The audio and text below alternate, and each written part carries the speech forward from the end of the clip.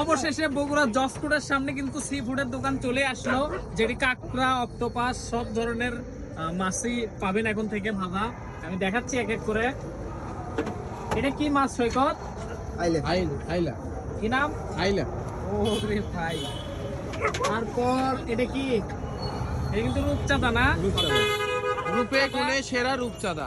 তারপরে এই পাশে এটা কি সৈকত?